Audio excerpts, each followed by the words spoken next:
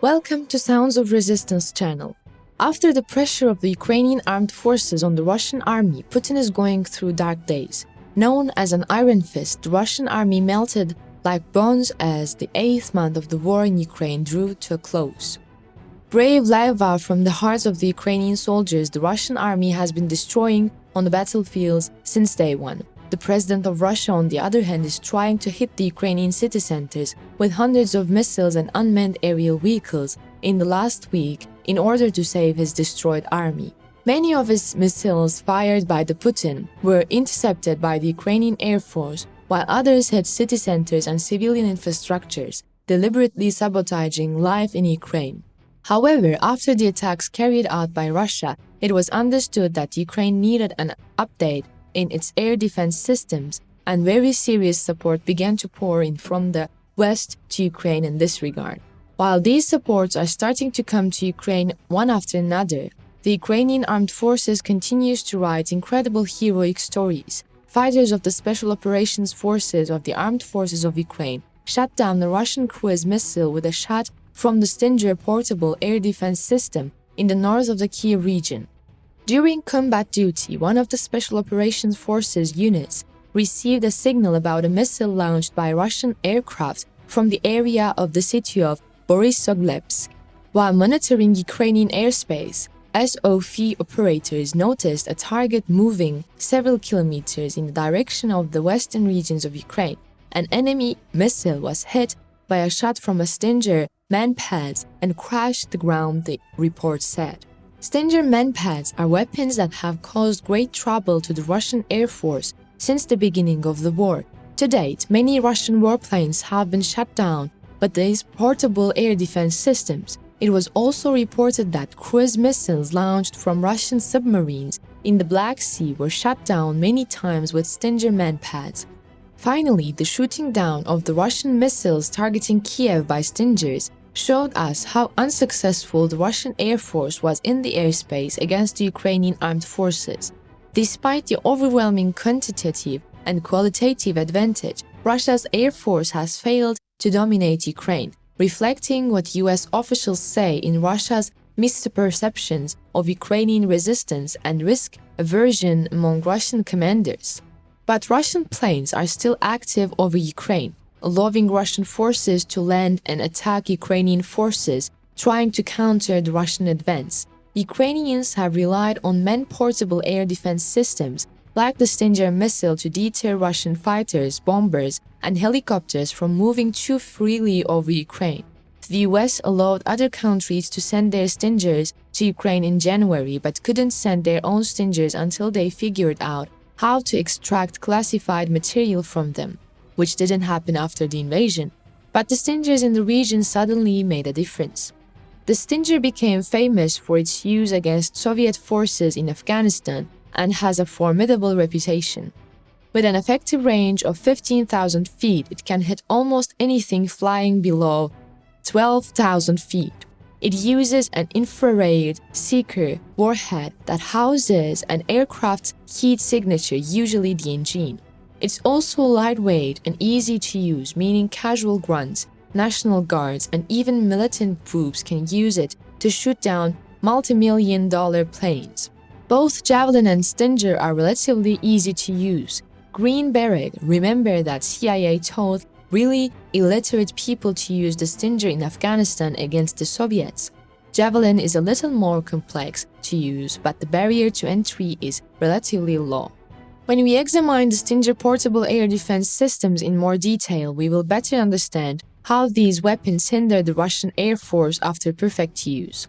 The Stinger is a portable air defense system developed by General Dynamics to provide the armed forces with high accuracy and advanced air defense capabilities.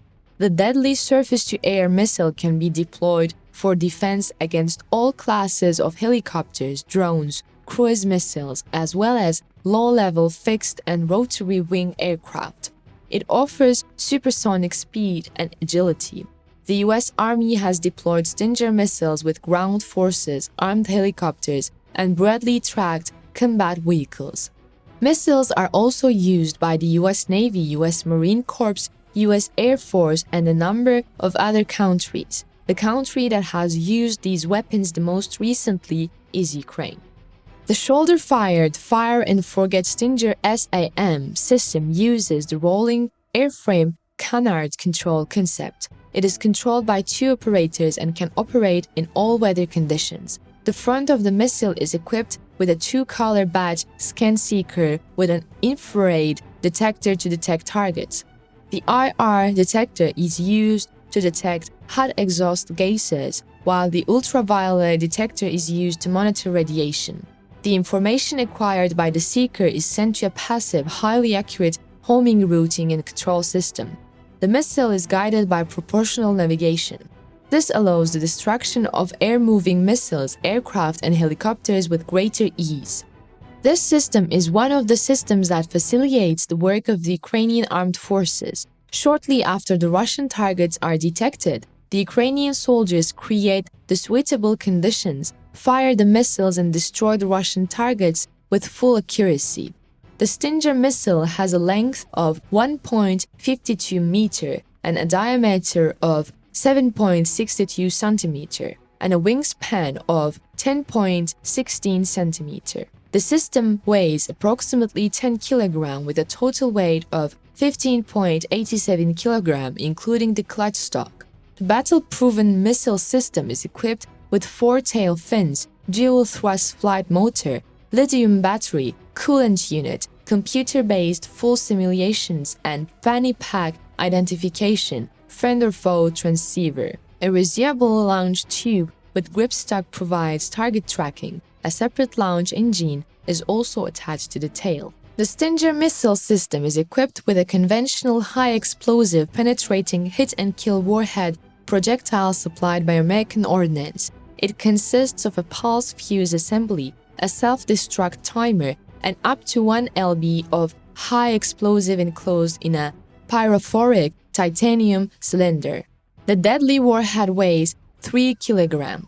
In the face of this warhead, even Russian warplanes, which are carefully designed beyond Russian missiles, are helpless. The Stinger missile is propelled by a two-stage booster, a boost, solid propellant, flight engine that provides a speed of more than Mach 2. The engine runs on advanced composite solid fuels. The propulsion system allows the missile to operate at a maximum altitude of approximately 10,000 feet, providing a maximum range of 5 miles. While the interception of Russian missiles by these systems led Russian President Vladimir Putin to dark thoughts, it is seen that they targeted the civilian infrastructures of Ukraine, especially the energy grids. Ukrainian President Volodymyr Zelensky said has launched a new major attack targeting Ukraine's energy grid. He added that the attacks were on a very large scale and hit areas in western, central, southern, and eastern Ukraine. In an evening speech, Mr. Zelensky said that electricity has been restored in many areas where it was cut. Officials said around 1.5 million households were left without electricity in early hours of Saturday. Mr. Zelensky added in his video that most of the Russian missiles and drones have been hit and that such attacks will not stop the Ukrainian military advance. Considering that the main purpose of Vladimir Putin's missile attacks was to stop the advance of the Ukrainian armed forces, it seems that none of Putin's plans have come true since the first day of the war.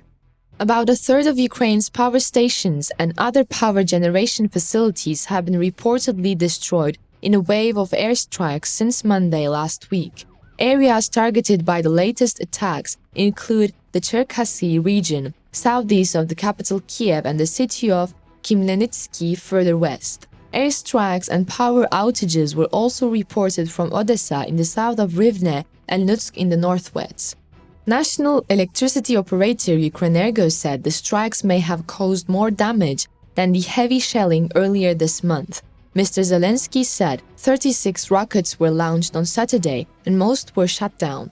In the published reports, it is stated that almost 80% of these missiles were shut down. However, it seems that Putin will continue to attack until the missiles in his hands are exhausted or Ukraine gives up. But Putin must realize that he can destroy his army and the future of his country on Ukrainian soil and must seek reconciliation as soon as possible. Otherwise, it looks like the Ukrainian armed forces will wipe out the Russian army from Ukraine and the wind it takes behind it. Thanks for watching us.